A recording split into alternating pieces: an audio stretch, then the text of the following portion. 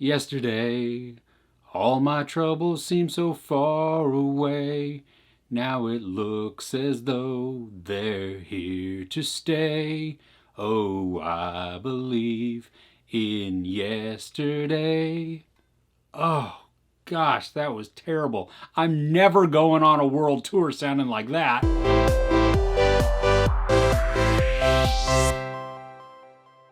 During a worldwide blackout, struggling musician Jack Malik is struck by a bus, and when he wakes up, despite being all beaten up and bruised, he wakes up to a world where the Beatles do not exist, and neither does their music. The screenplay for Yesterday was written by Richard Curtis, and that name may sound familiar because he has written a ton of romantic comedies, like Four Weddings and a Funeral, Notting Hill, and even Love Actually, amongst just a collection of others. Now, this romantic comedy is not only just a love story between two characters, but it also is a love letter to the Beatles themselves. Himesh Patel plays Jack Malik, and he is mesmerizing.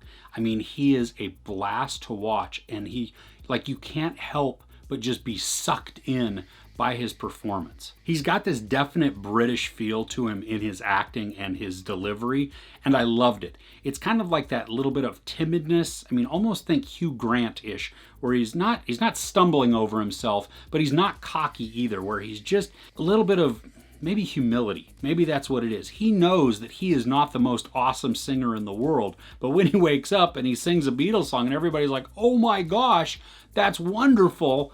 Well, he doesn't want to take credit for it, but nobody's ever heard of any of the songwriters, so what's he to do? Lily James is sweet in this, and I think she's the perfect fit as Ellie, who is Jack's manager and best friend. I mean, they work really well together. Their chemistry is great, and they both have charisma that just bounces off of each other. I think the comedy in this, too, is spot on. Sometimes it's way out in the forefront, and so it's very obvious, and other times it's subtle, but all the time it's funny. I mean, the jokes just landed for me, and I loved it. There's also a ton of emotion wrapped up in this story.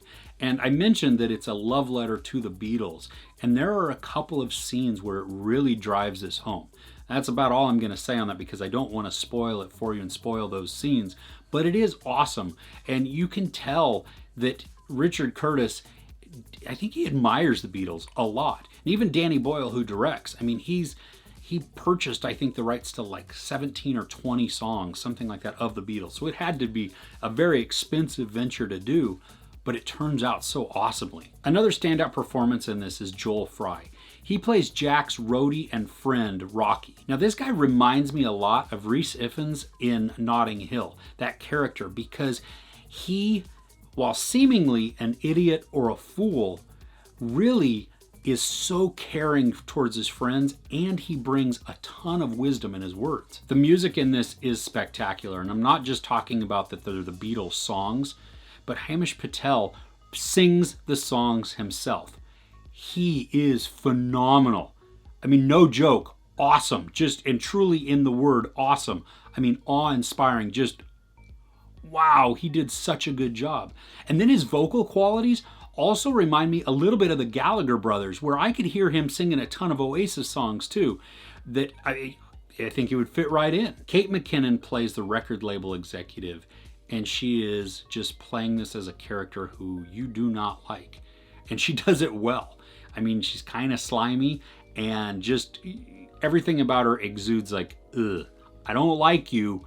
And Kate McKinnon nailed it. Ed Sheeran also is in this. He does a really good job. He's very likable. He's down to earth. I don't know if that's how he is in real life, but you get that vibe that he's just kind of an everyday guy who happens to sing songs that everybody knows. And his performance was good too. Now, I had to work really hard to find a complaint about this film. The only thing that really stood out to me that I could even kind of gripe about was towards the beginning of the film, there are some really weird camera angles and camera shots. That's it. Didn't draw me out of the movie, didn't make me hate it, didn't take away from any kind of enjoyment. Just as I'm watching it, I was like, oh, that's kind of weird. I don't know. And we never go back to it, so whatever. It is what it is. I think all of the interactions between the characters are touching too. I mean, some of them are going to frustrate you. Some of them are going to be just warming to your heart. Others may even make you tear up, but they all feel genuine. I mean, none of it feels like forced or contrived or like they're trying to manipulate my emotions. I mean, it really felt just real and genuine. The Beatles and their music are so iconic that I think you're really going to have a hard time not singing along to at least some of these. I mean, even if you're not a big Beatles fan, you're probably very familiar with at least some of the songs, and your foot will be tapping and you may even start humming along or singing. Now, sometimes with the songs we get big portions of them, other times we just get a taste, but all of the time it's spectacular and it's awesome. And again, Patel is really singing with his voice and he's killing it. I'm gonna watch this over and over again. It is a great romantic comedy with excellent performances and beautiful music. Definitely one for my collection. There's no sex or nudity, but there is some profanity and some bus violence. I give Yesterday 5 out of 5 couches. What is your favorite Beatles song? Let me know in the comments below. If you enjoyed this review, please give it a like. Also, don't forget to share and subscribe. I'm Chris. This is Movies and Munchies. Thanks for couching with me. Yesterday, all my troubles seem so far away. Now it seems as though they're here to stay. Oh, I believe in yesterday. Ooh, that was terrible.